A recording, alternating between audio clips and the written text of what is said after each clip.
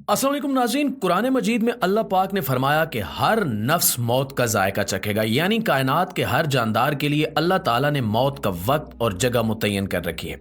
इससे किसी को भी छुटकारा नहीं मिलेगा और ना ही कोई इससे भाग सकेगा। इसलिए एक दिन शैतान यानी इब्लीस को भी मौत आएगी। लेकिन वो दिन कौन सा होगा? कौन इब्लीस को मौत देगा? क्या शैतान को नज़ा के आलम में तकलीफ होगी? और शैतान की कब्र कहां बनाई जाएगी? शैतान कितने अरसे तक मौत की नींद सोया रहेगा? दोस्तों, मैं हूं माजिद मलिक और आज की इस वीडियो में हम इन तमाम सवालों के जवाबात कुरान और हदीस की रोशनी में आप तक पहुंचाने की कोशिश करेंगे। नाज़रीन, जब शैतान मरदूद को अल्लाह ताला ने जन्नत से निकाल दिया तो उसने अल्लाह ताला से कयामत तक के लिए मोहलत मांगी कि कयामत से पहले तक मुझे मौत ना आए। लेकिन अल्लाह पाक ने इसे मुकर्रर वक्त तक यानी एक खास वक्त तक मोहलत दी, जिसे कुरान मजीद में यूं बयान फरमाया गया है। उसने कहा, ए परवरदिगार, लोगों के जिंदा किए जाने तक मुझे मोहलत दे। फरमाया, तुझे मोहलत दी जाती है वक्त मालूम तक के लिए। मुफस्सिरीन के मुताबिक वक्त मालूम वो वक्त होगा जब हजरत इसराफील अलैहिस्सलाम पहली दफा सोर फूंकेंगे।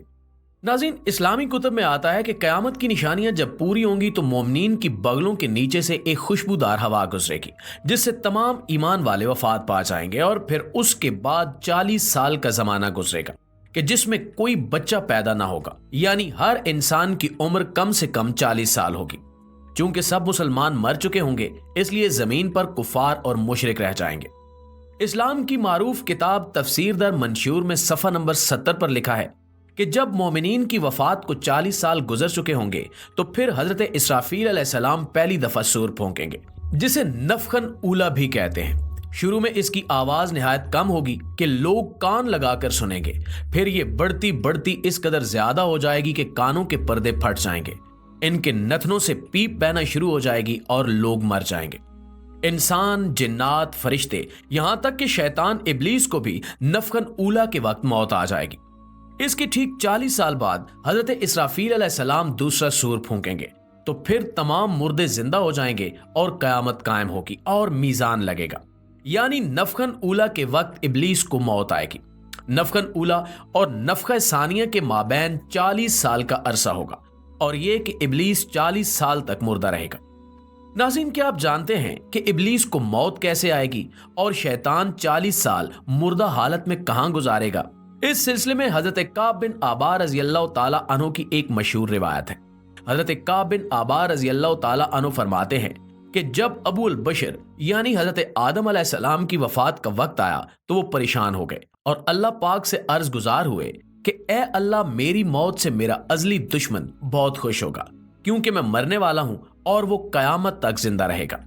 उसी वक्त मलकुल मौत हजरत इज़राइल अलैहिस्सलाम हजरत आदम अलैहिस्सलाम की खिदमत में हाजिर हुए और फरमाया कि ए अबूल आदम, आप वफात के बाद जन्नत में रहेंगे, जबकि इब्लीस कयामत तक दुनिया में रहेगा और फिर कयामत से 40 साल पहले उसको ऐसी मौत आएगी कि वो पूरी दुनिया के इंसानों जितनी मौत की तकलीफ बर्दाश्त करेगा और फिर जहन्नुम ही उसका वाहिद ठिकाना होगा।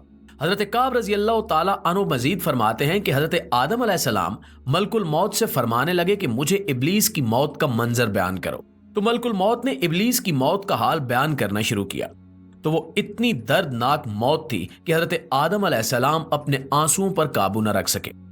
लोग हजरत काब रज़ियल्लाहु ताला अन्हु से कहने लगे कि हमें भी इब्लीस की मौत का कुछ हाल बयान फरमाएं। लोगों की बेजा फरमाइशों पर हजरत काब रज़ियल्लाहु ताला अन्हु इब्लीस की मौत का मंजर कुछ यूं पेश करते हैं कि अल्लाह ताला मलकुल मौत से फरमाएंगे कि मेरे गैज़ो गज़ब और गुस्से का लिबास पहन कर जाओ और इब्लीस की रूह कब्ज़ करो और इब्लीस से तमाम इंसानों और जिनों से ज्यादा सख्ती करना।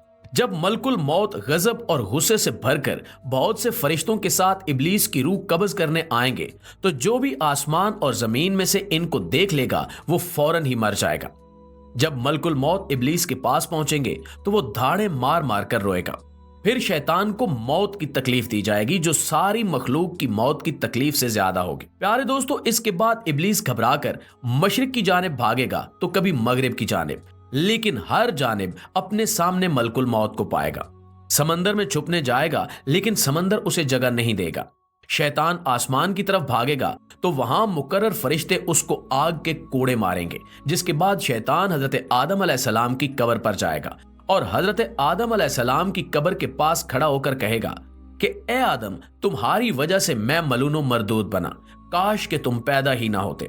फिर मलकुल मौत से कहेगा कि कितनी सख्ती और तकलीफ के साथ मेरी जान निकालोगे। तो मलकुल मौत फरमाएंगे कि जितने लोग जहन्नुम में हैं उन सब की मौत से कहीं ज्यादा तकलीफ और सख्ती के साथ। ये सुनकर इब्लीस तड़पने लगेगा और चीखता चिल्लाता इधर उधर भागेगा और उसी जगह पहुंच जाएगा जहां से उसने जन्नत से निकलने के बाद पहला कदम रखा था। वो जगह आग के अंगारे की तरह सुर्ख होगी, जमीन चिंगारी की तरह हो जाएगी। यहाँ जुबानिया नामी फरिश्तों की जमात शैतान को घेर लेगी और ये फरिश्ते शैतान को जंबूरों और आरों से चीरेंगे। और जब तक अल्लाह पाक चाहेगा उस वक्त तक इब्लीस हालत नज़ा और मौत के गुस्से का शिकार रहेगा और वहां जहन्नुम की संडासियां लगी होंगी। उन संडासियों से तड़पा तड़पा कर जान निकाली जाएगी।